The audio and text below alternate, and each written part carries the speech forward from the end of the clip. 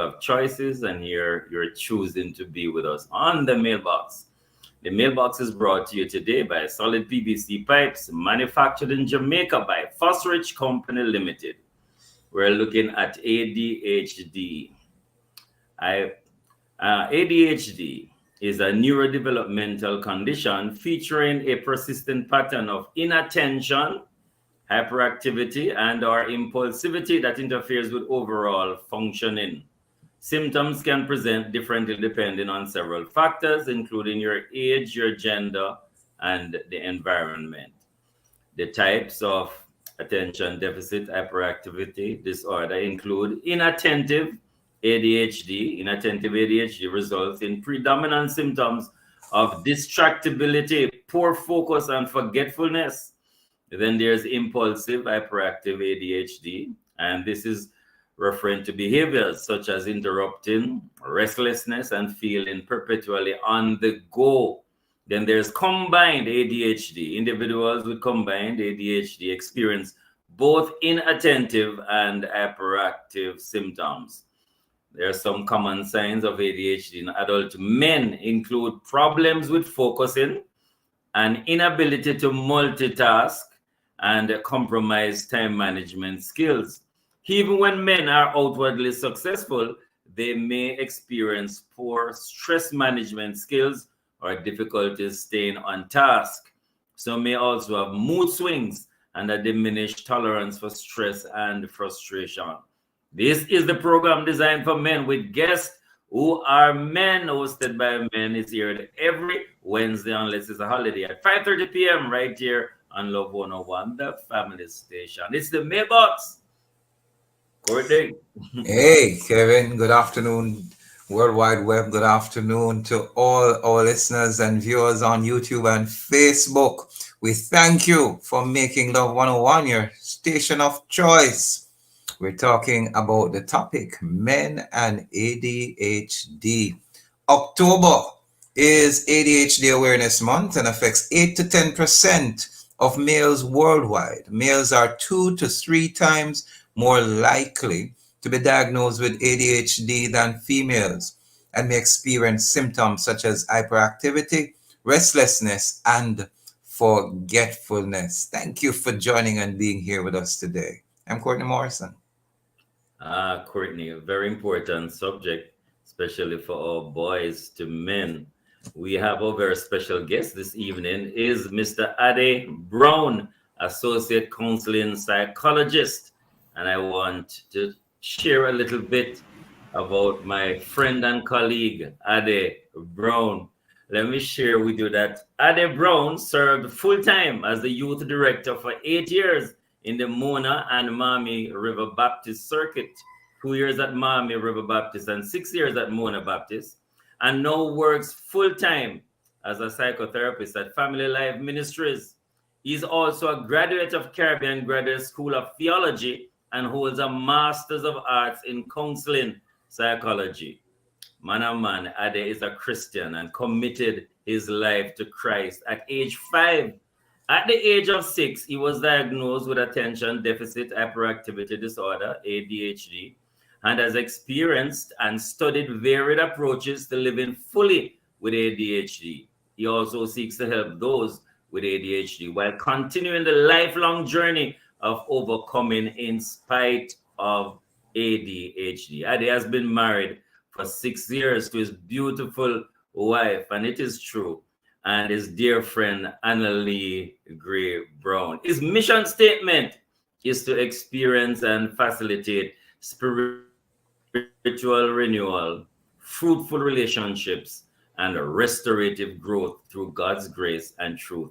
His interests include facilitating small groups, support groups, providing support to individuals so that they experience whole person growth and transformation in Christ, and fostering healthy relationships. Welcome, Adhd. Welcome to the mailbox. Very privileged and honored to have you sharing in this space. Great to have you. Oh, greetings, Sir Kevin. Always a pleasure.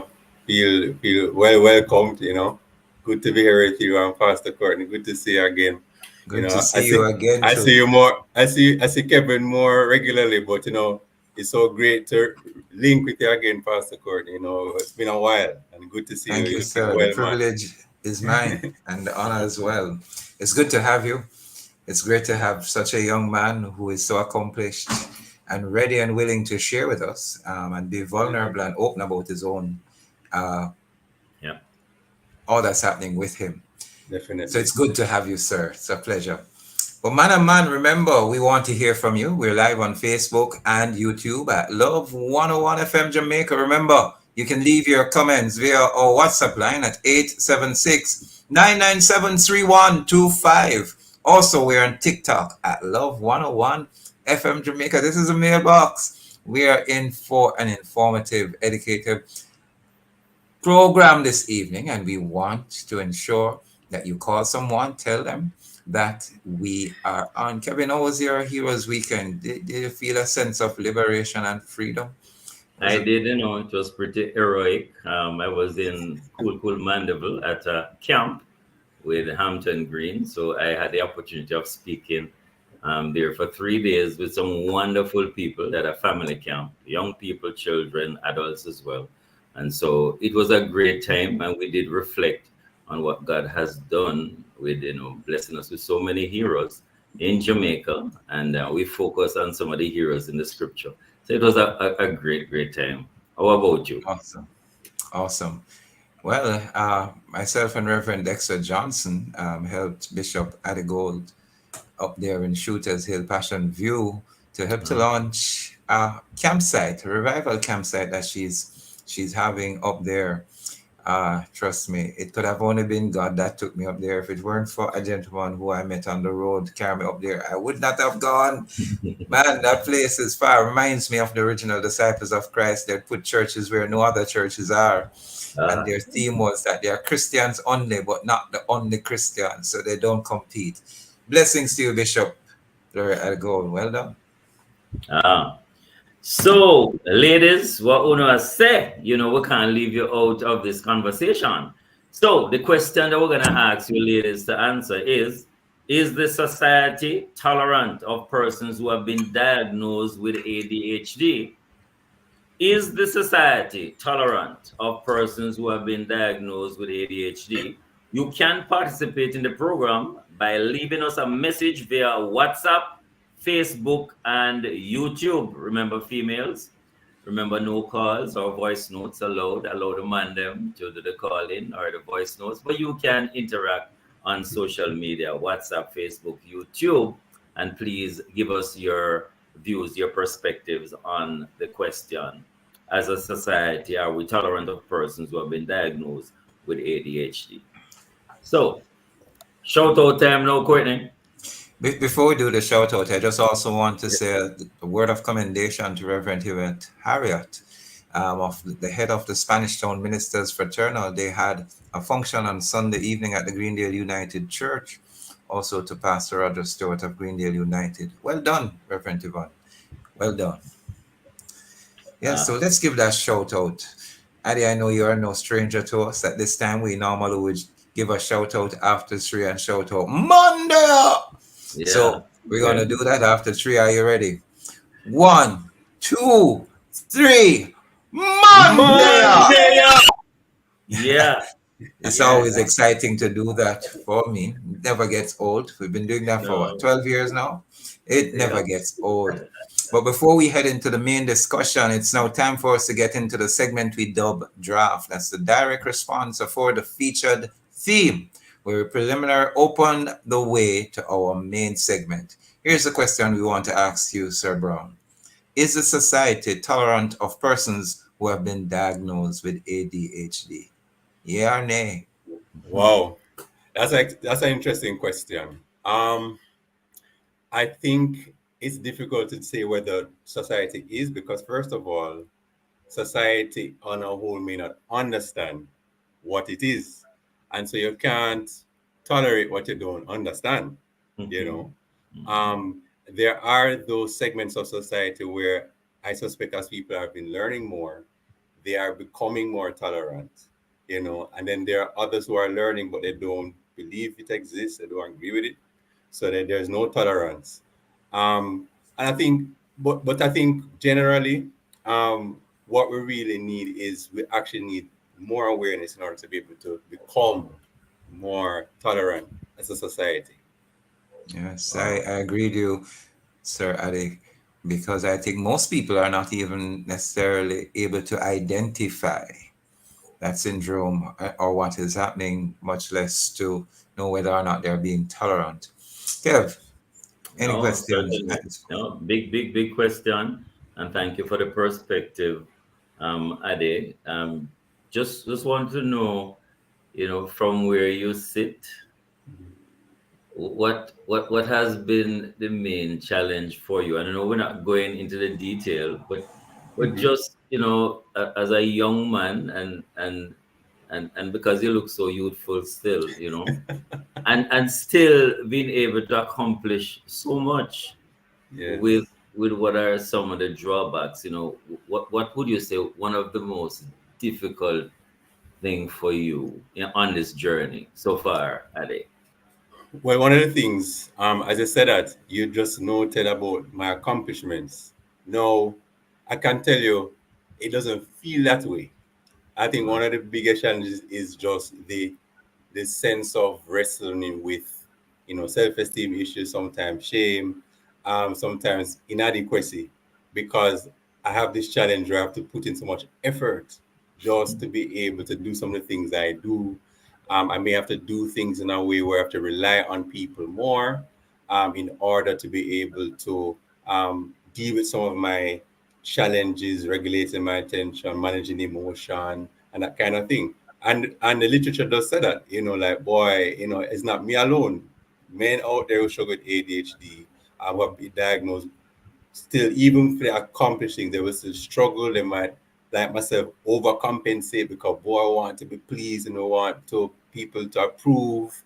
I don't want to make any mistakes, because I know some of these failings and setbacks I have had because it's challenge. I think that's one of the most difficult one, just that sense of not feeling, even though people giving the feedback, yeah, man, but you're accomplishing, you're moving forward. But there's that inner wrestle that comes. We're Mm. talking with Adi Brown. Indeed, he is our guest for today. We're talking about men and ADHD. After this break, we're going to come right back to find out more. What does it look like? How can we identify it? And Adi's own challenge with this ADHD. We come right back after these messages. Get ready, make a splash with the NWC Mia Water Conservation Challenge. Enter now for your chance to win laptops, tablets, water stations, and water tanks for your school or community. Here's how to dive in. Create a song, poem, dub, or skit showcasing water conservation at home or school. Submit your entries in MP4 format to Mia Jamaica at mia-water.com between July 1 and November 15, 2024. Dive in, make waves, and conserve water with NWC and Mia. Receive words of strength from the Voice of Power with Bishop Dr. Delford Davis. The battle of seed has been declared many years ago and is still raging. I will put enmity between thee and between the woman, thy seed, their seed. A war will be on perpetually until Jesus returns. But I know who has already won the war. Who has already won the war? That's the Voice of Power with Bishop Dr. Delford Davis, brought to you by the Power of Faith Ministries International in Portmore. Voice of Power comes to you every Thursday at 9:30 a.m. right here on the family station, Love 101.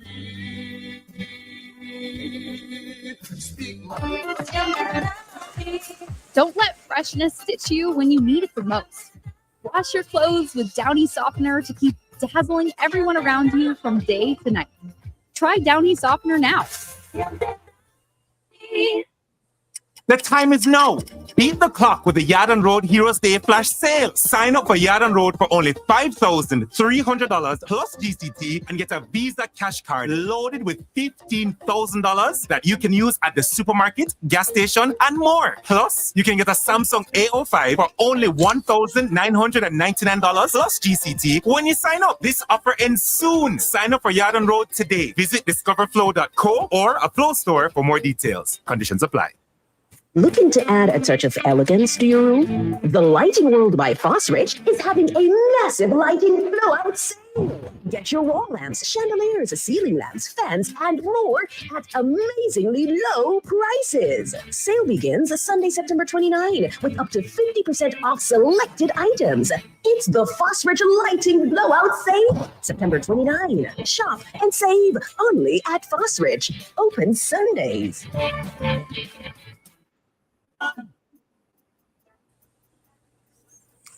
Welcome back to the program, The Mailbox. We are talking today about ADHD and men. That's attention deficit hyperactivity disorder. Our guest is Mr. Adhd Brown. My co-host Kevin Brown is here. We're getting a bit into the matter and really want to know, what is ADHD? And how can it be identified and not mistaken for anything else? What does it look like? Yes.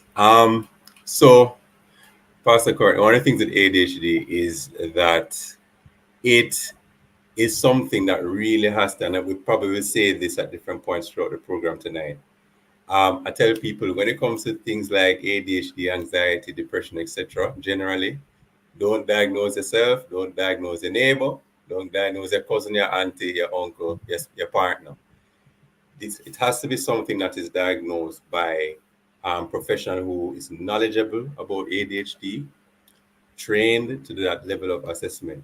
However, what we do encourage is that you can pay attention to what your experience, because your experience is important, is valid, and so you can begin to identify. Kevin read them earlier. I having challenges regulating your attention, and so now it says attention deficit to suggest that there's a lack of attention. It's not the best, and professionals have said it, experts have said it's really not the best label for the challenge. It's not so much that there's a deficit of attention, but there is a challenge with regulating the attention. So in other words, keeping your attention on something that you want for a certain amount of time without, or being able to limit how much attention you're going to pay to something. So persons who have ADHD have either paid too much attention to something at the expense of other important things. They call it hyperfocus, So the parents are always complain, or the spouse, if we talk about men, the spouse might say, boy, I can't get him to pay attention in a conversation. But when he's watching his shows, playing his video games, etc., he's so immersed, he don't even hear me, So that is a hyperfocus versus the inability to sustain. And then sometimes even just to switch. Sometimes you have to switch from one thing to the other. So you can begin to pay attention. Do you struggle with those things? And to the point where it is causing distress? Because everybody might say, oh, everybody struggle with that. But we're not talking about the everybody struggle with it. We're talking about a level of distress it creates in your home life, your social life, your occupational life. The same thing with the hyperactivity, restless, unable to stay still, or having restless thoughts, a lot of restless thoughts. So in a meeting, so some men who have to do all these in jobs that have a lot of meetings, but the mind just restless, dancing, thinking here, there, and everywhere. That's another thing. You can begin to pay attention to say if you have a struggle. Remember, not diagnosis. You're just noting. Is this how frequent it happens? How distressing it is? How much? What is the outcome of it? How is it badly affecting your relationships at work, your work output, and then the impulsivity, big one. There's a joke in the ADHD community. You say, ready, fire, aim. And so basically, of course, by the time you fire, you forget, oh, oops, as opposed to aim. And that's the impulsivity. So this tendency just to jump at something, an opportunity, say a comment that probably need not be said, you know, um, do an action that need not be done in a particular situation. And again, how often do you find that? How often do other people complain to the point where it's creating a level of distress for yourself and for those around you? So you can pay attention to those things. And then once you note those, you can begin, you can take those to a psychiatrist, a counselor like myself, and say, hey, these are some things that I'm risk. So by the time you enter a session, we can start to help you through the process of assessing whether this is so. Because as I said, Pastor Courtney, it can be confused with many other things. Even the professionals can get it wrong. You know. Yes. Let me just stop it there. Wow. Ade, thank you much. Really appreciate it. Tell us so many questions. On your journey from as far back as possible. How how were you able to identify this, and like through the different educational institutions, how do you manage? I know you went to some great schools and Yes. some Absolutely. institution, but what happened to allow you? What did you have to do to be able to keep progressing in spite of all of these challenges? Sure. So let me touch back to when I discovered. So I know my profile would have said 6. Me and my mother having this discussion whether it was 6 or 7. I think what happened is that I this confusion is that every time I entered a grade, I entered as one age, and then I would leave, and then someone would come, and I would become older, and then enter a new grade with that. So grade 2 or 6, but I became 7 in the summer. So we can say 6 or 7 I was diagnosed. But basically, what happened is that in grade 2, I was in class, just not paying attention.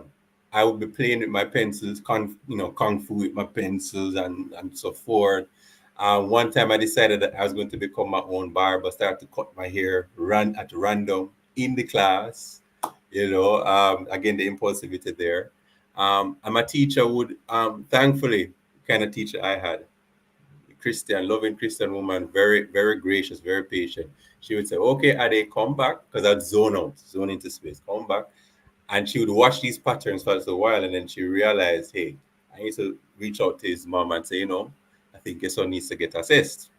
And my mom, very diligent woman she is, took me to 2 educational psychologists at the time, and they did a series of tests with me, and then the diagnosis was given. At the time, it was more ADD than ADHD because it wasn't as popular to say ADHD yet. Um, and then I started to get the assistance through these psychologists from prep school all the way into high school. And so what it really was is that my mother had to do a lot of advocacy. She had to say, look, this is what has been assessed. These are the results of his assessment. These are some of the challenges he has. um, he will therefore need certain kinds of accommodations to be able to do well. Where you put him seated in the class.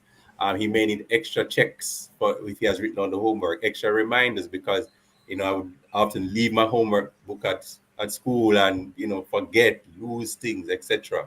And so she had to do that. And then she would say, this is not an excuse for poor performance. Given the support he needs, he will be able to perform if he has it. So she played a major role because it's not like the schools in every situation. Covenant Christian Academy is the exception because they had special education program built into the system. But even then, with a smaller class size and so forth, it depended on the kind of teacher I had.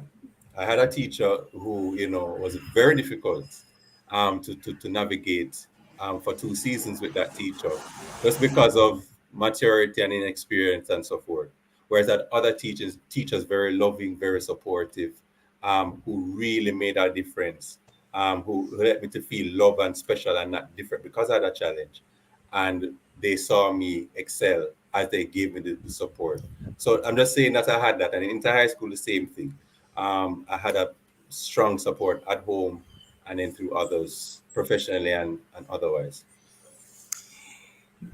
Adam Brown, associate counseling psychologist. We're talking about ADHD, attention deficit hyperactivity disorder.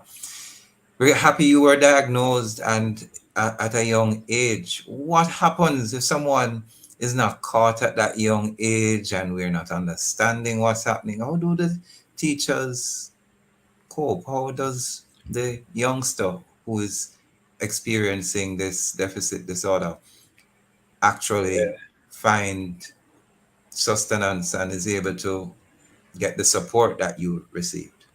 Oh boy, Pastor Courtney, the honest thing is that some people don't cope. Some teachers don't cope, and so they take it out on the child. Child is disruptive, don't listen, rebellious, and then that is internalized. And then some young people also don't cope, or they cope in a variety of ways. So some people might cope by overworking. So they have to double down. They will spend long hours when they go home, stay up late, wake up early to get things done, you know. And so they do well, but at the cost of other things, you know. And then there are other people who just escape. So they don't perform. They joke it out, give trouble. Some of them develop a kind of oppositional defiant stance or behavior. So they're always argumentative, always giving trouble, always rebellious, you know, and that kind of thing. And so they don't manage. Some people kind of who are in the in between of those extremes. Some of them stumble into things that they're good at. And so once they stumble into that thing, they can really take off. But they still may have other challenges, impairments in how they deal with relationships. So they work great, but poor relationships, you know, with their partner. Some are exceptional in what they do, but they can become, you know, very angry, and those things can cost them their work. You get angry, and you know, an employee might deal with you if you have some performance issues, but sometimes it's that anger that makes people lose their jobs. So the truth is, people cope in different ways, for better or worse. That's why it's so important to get diagnosed as soon as possible, and it's never too late to be diagnosed. Never. Wow. Very, very well said, Ade. And before we take our second break, you mentioned the challenges, you know, having relationships. And Yes. You're married for a number of years now. I Yes. want, you know, when we come back, for you to tell us how do you navigate that space with relationships? What can men do with all of these challenges? Can they really have healthy, intimate relationships and to be all married like you? And so we're gonna take our second break. Courtney Morris and Kevin Bailey here with a very special guest, Ade Brown. We'll be back after this. Get ready, make a splash with the NWC Mia Water Conservation Challenge. Enter now for your chance to win laptops, tablets, water station, and water tank for your school or community. Here's how to dive in. Create a song, poem, dub, or skit showcasing water conservation at home or school. Submit your entries in MP4 format to Mia Jamaica at mia-water.com between July 1 and November 15, 2024. Dive in, make waves, and conserve water with NWC and Mia. When they begin to frown, changes are easy with easy. When tape diapers are difficult to change, it's time for Pampers Easy Up. They're easy to put on and take off, keeping their skin protected. When they begin to frown, changes are easy with easy.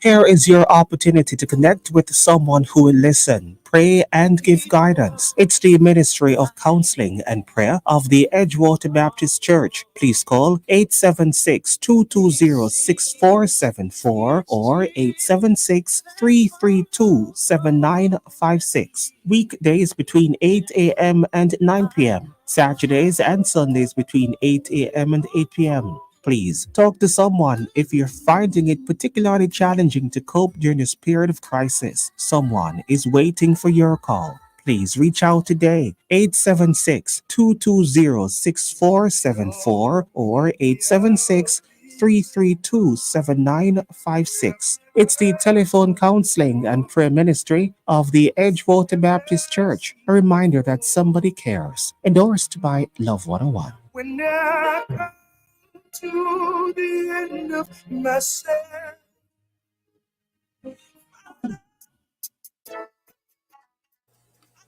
Welcome back to the program. It's the Mailbox. I'm Pastor Courtney Morrison. Sitting in with me, my co-host Kevin Bailey, and Mr. Adam Brown, Associate Counseling Psychologist. We're talking about ADHD, Attention Deficit Hyperactivity Disorder. He was diagnosed with it himself at age 6.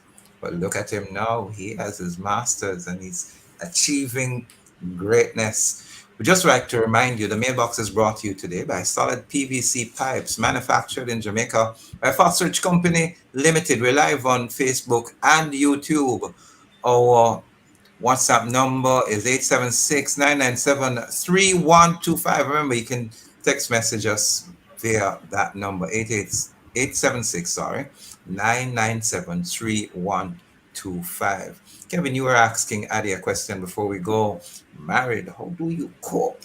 Can someone with this deficit, this disorder, have a good intimate relationship?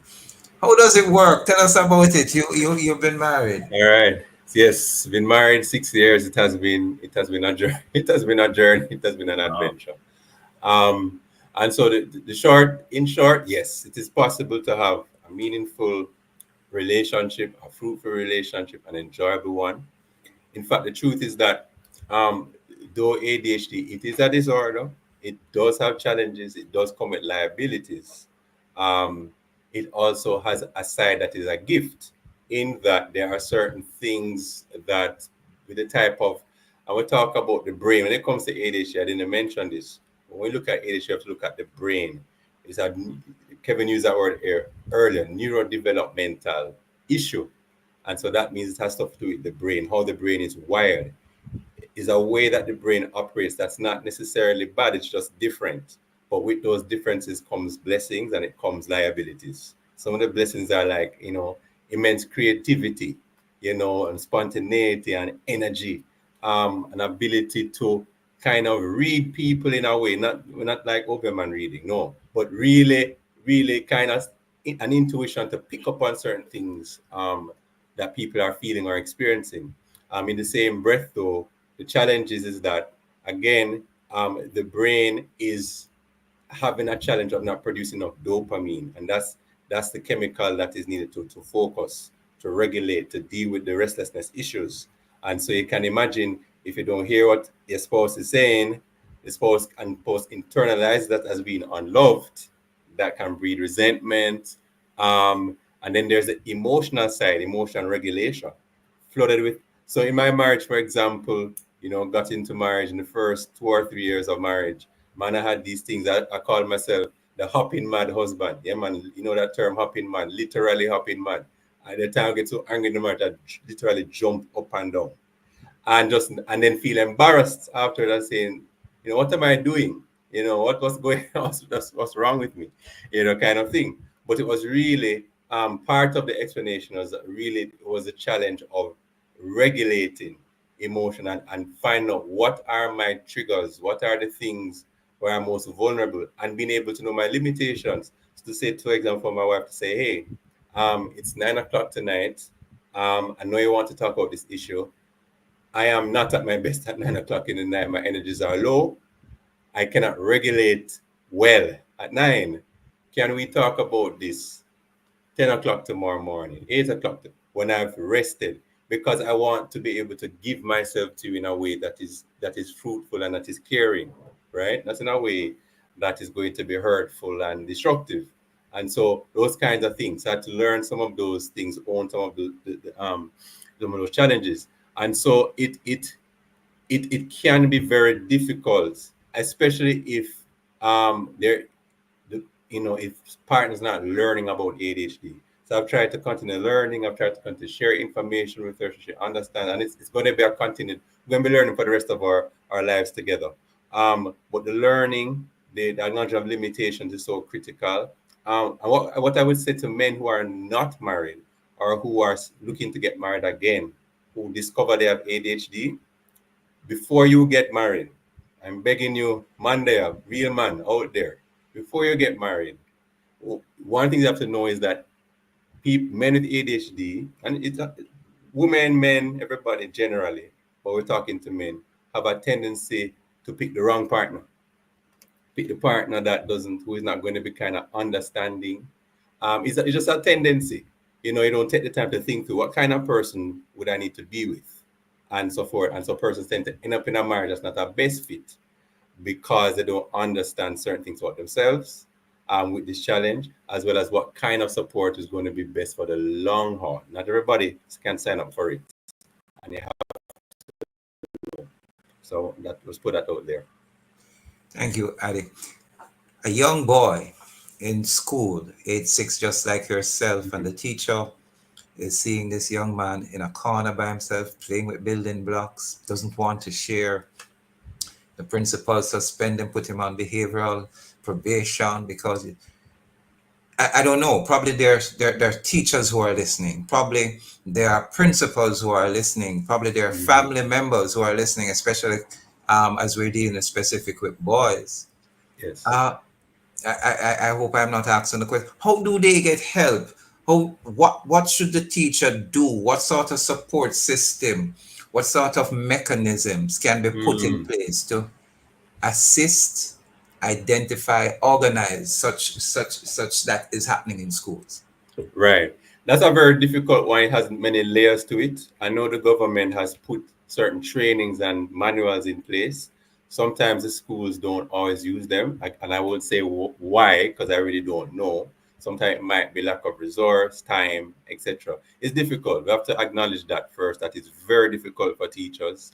They're not getting most of the time the kind of support they need. And they have to be working with 40 or more students at once. And the kind of care that someone who has ADHD might need can be very demanding. It can pull a lot of energy from you, and especially if you don't understand. And so it's important, I think, for us to generally just acknowledge the difficulty that many of our teachers have, and therefore, in addition to encouraging the self-care that they have to do, also putting things in place to make it easier for them. How can schools make it easier for them? Because you're going to have more of these students with different kinds of brain differences, ADHD and other things, and sometimes persons are diagnosed at a later stage. So it's important. But other than that, some things that, there are little checklists that you can find online. So a teacher can begin, again, we said it earlier, it's all about tracking. When you have a student that does something, before you attack the student or club, can you just note what you are seeing? Because guess what? Even if they come to Family Life to see me or somebody else, we're going to send something back to the school to say, give us a track record of what is happening, because we need that in order to know how best to assess and then what the interventions that might be needed. And so therefore, begin to track what is happening. The teachers have to be willing to say to their supervisors and principals, say, hey, these are some of the limitations I have. I really want to be here for these students and I'm able to give this. Can we get somebody to come in from ministry to do behavioral assessment, to observe the children for the day and give us a report so they can say what kind of supports we can get, kind of thing. So people have to kind of advocate for themselves as well before they need the support. I don't know if that helps, but the tracking, I think tracking is critical. More you track, more information person like myself can get to be able to help know what ways to support in the school space, in other spaces. Thank you, Ade. When it comes to church and uniquely your position to share on this perspective, being youth pastor and working with young people for so many years, as well as being a trained psychologist, how can the church help in dealing with ADHD, the challenges, and generally, but specifically with men? And how to approach the saying, there's a position sometimes by the church that, just fast and pray and Yes. chase out these things, man. These things, by the power of the Holy Ghost, we get rid of those things. So what are you saying about these strategies? And so talk to me a little bit about that, Addy. So ADHD in the church space, how we navigate that, right? Um, so interesting. Yes, you hear that. We just need fasting, prayer, deliverance, and the word. It's a And demon. it's a demon. And I've heard this one. Don't say you have ADHD, because if you say you have it, it's almost as if you're giving it more power over you. And while I appreciate life and death being in the power of the tongue, it is, in my opinion, kind of misguided.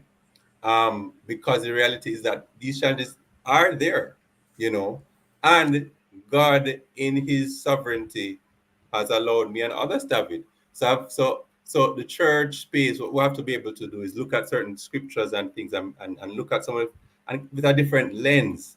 So things like the man born blind, and Jesus says it's not his fault, not his parents' fault. This has happened so the words of God might be revealed. That's a scripture I've held on to, for example, that passage. And I've drawn insights out of it and shared in different groups about ADHD.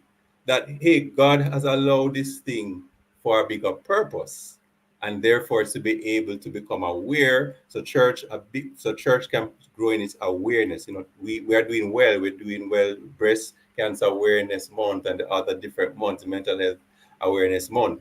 So for example, things like, can a church, have in their structure 1 October, maybe every other year, maybe start there. Can we learn together about ADHD? Can we read together on ADHD? Can we have discussions? Can we invite people like myself or others who have lived with it?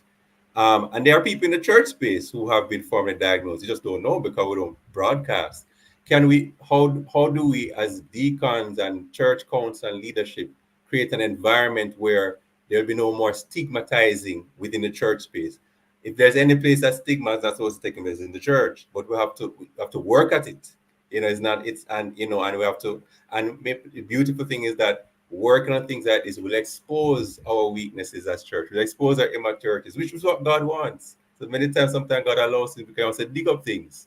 And so we have to see it as an invitation from the Spirit of God for transformation in other ways, beyond the usual deliverance, which I'm big on love the supernatural, beyond speaking tongues. I love it all. I do it, the tongues, that's much a deliverance, but the tongues, praying for healing and support. But I've also had to wrestle with this and say, God, I want it to be supernaturally healed, and God has said, my grace is sufficient, And so how do we create space in the church? So persons can begin to tap into their gifts. If we find out somebody has ADHD in the church space, how do we help them zone in on their church service that they are more passionate about? So don't give them things that don't, because ADHD is the inability to focus on what you don't like many times. But some people can be such a blessing when they're leaning into what they are very passionate about, and it can bless the congregation. And you celebrate that while you help as a congregation. We support with some of the weaker areas through our prayers, through our listening, through our understanding, through our support, and through our learning. I don't know if that Awesome. We're talking to Adhd Brown, Associate Counseling Psychologist. October is ADHD month, attention deficit hyperactivity disorder. And that's what we're talking about in men specifically today. We're up on our final break. This is the Mailbox. Kevin and Courtney with you. We'll come right back after these messages. Ready to experience 6 times more freshness in your clothes? Try Downy Scent Beads. Its fragrance is so amazing, you have to sniff it to believe it. Try Downy Scent Beads today. 6 times more freshness versus using detergent alone. Jamaica and its workforce are advancing quickly. Life-changing opportunities are arising. You need training and support. We are the Renewed Heart NSTA Trust, committed to providing new and emerging skills training and opportunities. Come to Heart. We'll help you claim your place in the workforce of the future.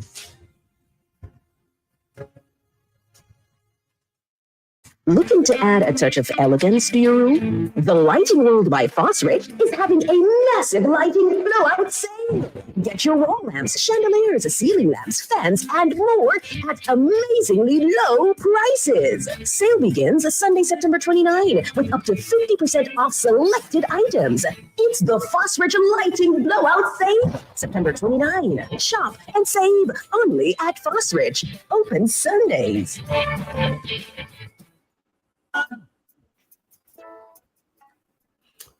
Welcome back. This is the Mailbox, here every Wednesday at 5:30 p.m. on your favorite station, Love 101 FM. Kevin Bailey, Courtney Morris in the place. A very special guest, Adhd Brown, Associate Counseling Psychologist, and diagnosed with ADHD. And he himself now helping many persons who are struggling, facing the challenges, helping them to live a wholesome life. So, Adhd, so many questions. But we're trying our very best to pack it in. Right. Now, what are some of the tips, for families listening, and they're seeing some of these things? And I know you've mentioned some, but just to make sure persons who are joining us, we're focusing on ADHD. But these families were facing these challenges. I'm wondering what to do. What are some of the steps? What are some of the tips too that has helped you as male, to go through the challenges? Yeah. Okay, so for we mentioned earlier, one of the tips is that, again, if you have somebody in your house you suspect might have this as a challenge, you're seeing some difficulty, wondering what is happening here, begin to track, begin to make note of what you are observing, right? How often you're observing, what are the difficulties that you are seeing, and then you're going to have a loving conversation with, for we're talking men in particular, if a wife is picking up these things, saying, hey, don't say every time you forget to turn off the stove every time, no, but it's more like, hey, I'm noticing something here. There are times where you might not remember something and it's having some impact on your work or on how things are done. I'm curious, maybe could we go and explore this with someone to see if we could get an understanding as to what's going on? Because it may be something that if we understand, we can find solutions that will really help you to thrive in the ways that you would like and the ways that will bless us as a family, as a couple, etc. So, so tracking, and then how you communicate something, in terms of reaching out for you. Can't force anybody. The other thing that I would say really has helped and can help is this whole idea of being able to not take certain things personally. So let's say now we have men on the call. They have been formally diagnosed, because we're assuming that this happens, right? They're formally diagnosed and so forth. Then you recognize the person is going to say and do things, and it's not about you as a person. This is a challenge they have. They may be impulsive and say something that they ought not to say, or they may not pay attention in the ways that you might need, or they forget certain things, and they're not setting up to spite you, but they have a challenge. And so being able to say, hey, this is a brain challenge, and therefore this is not about me.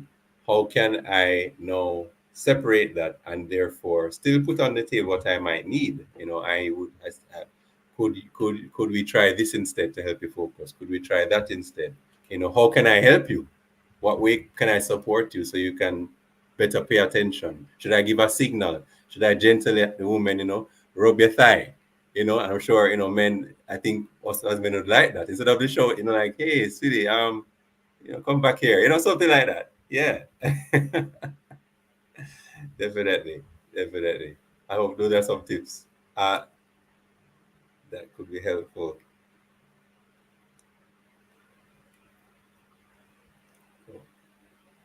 I think, Sir Kevin, I'm not hearing it too. I'm not hearing your mic. Okay, sorry. Thank you. And generally speaking, and you can twin it, how do we attract more men in the church and for them to stay in the church, because I know you've worked a lot with young men. And then if they're having challenges, whether it's the ADHD or some other mental health issues, Yes. what can we do? So it has always been a problem. How do we attract Right. more men to the church? How do we keep them? Share a perspective on that. Wow, boy, that's a tough one, and I'll do my best to give what I can. I think it's a very complex issue. I know that we had Pastor last week from Transform Life speak on this topic. It's a very complex matter, and to add to it, there are different kinds of men too in the church. So there are men who in the church that love sports, and there are men in church who love arts. There are men who like to talk, and there are men who don't like to talk. And I think when you throw in ADHD and other things, you're going to have even more diversity. So I think one thing we can do as a church is not to put, this is it, I just received it, is don't put a man, this is the mailbox, but mailbox is not about putting a man in a box. It's a space for conversation.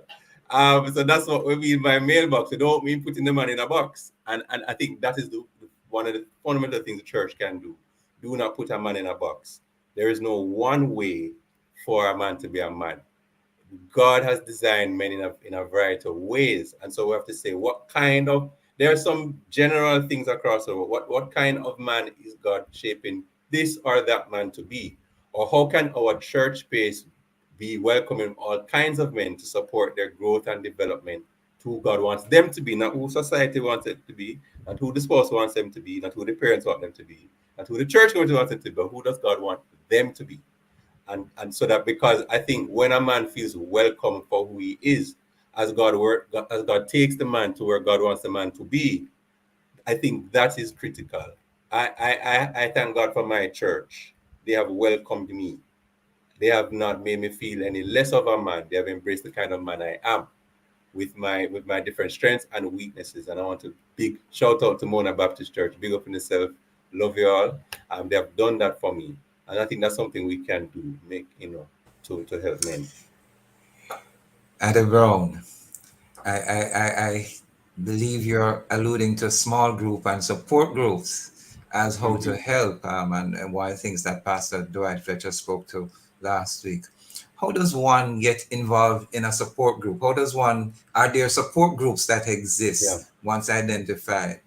How does a family who may be having an individual, a male, who is now diagnosed, they're not even sure, but he's now being assessed. How does one find a support group? How does one get into the practical aspects of what you're talking about? Right. So when it comes to support groups, quickly, we don't have a support structure like that yet in Jamaica. We've had one or two support groups over time. I've been a part of one. My mom has been, as a parent, a part of one. But what I find is that if we have to become creative. So if you as a parent has a child with ADHD, and there are other parents of children with ADHD, you can find ways through your therapist or your psychiatrist to say, hey, are there other families out there who have this? Can I get in touch with them if they are willing? And then you could come together to create some of these groups. A support group really is people coming together to share information, to share experiences in a non-judgmental way, And so we have to, those of us who have the experience have to actually do work of creating these spaces. And I'm actually working with a colleague of mine to create such spaces and other kind of resources. And you hear more of that as time goes on between this year into next year. But I think that's a critical thing, and the church can play a big role in that. I think we need to take the lead in this. Having learned about it, creating spaces, and you don't have to have it to facilitate a support group. You just need to be willing to learn, curious, understanding, and welcoming of others, and say, hey, somebody in the call who's listening tonight, hey, can I learn and therefore make a space for a support group and be willing to journey with some people for a season who might have this as a challenge? Yeah. Oh, thank you, Ade. And you have been that model, an example for so many persons as you continue to do this work. Just a minute or so, somebody feels discouraged because they have been diagnosed or they sense that some things are happening and they feel, boy, these challenges with ADHD, I can't take it. I can't bother with all of this hard work and regulation and help. And I feel frustrated. I want to give up. What would you say to those persons, Ade? Wow. Yeah. And sometimes, to be honest, I feel that way myself many times. I think what I would say to those persons is that you need to have a set of people in your life who are in your corner, who love you, and they are there. You know, the biggest thing is connection. When there are people who love you, that makes a difference. You know, because I'm not going to always get it right. So have people in your corner who love you, and think about your gifts. ADHD has its challenge, but there are some gifts, and that you are a gift to the world as you are. You're a blessing to the world. And so while you have challenges, you also have these gifts which you can tap into. And so to recognize that you are worth investing in the time and help and support that you need so you can be a blessing to others. That's what I would say, in a nutshell. Oh, Sir Ade, I admire your composure. I admire the clarity with which you present what you're talking about. I just admire your own persona. It's just very admirable. And so, I mean, anyone that I know, boy, I'm going to recommend to you that this is the right person to help. I don't know if we have time, but let me check. No, we don't. I did 6:28. I can't believe that's the time we have run out of time. Just when how does someone get in touch with you if they need you? Quickly. Okay, quickly. So you can email me at ade.psychotherapist@gmail.com. That's my email. Actually, Kevin has my email. Should have my email address. And so if you just reach out and say, hey, I'm reaching out, so say more info on ADHD or more resources, and let's have a conversation through that. And I can send you some stuff that you can check out, read, and how we can connect you to the help you need, whether me or others. Beautiful. Kev? Wow. Well, thanks so very much, Ade. Really appreciate you. That's Ade Brown, Associate Counseling Psychologist, and he really did a fantastic job.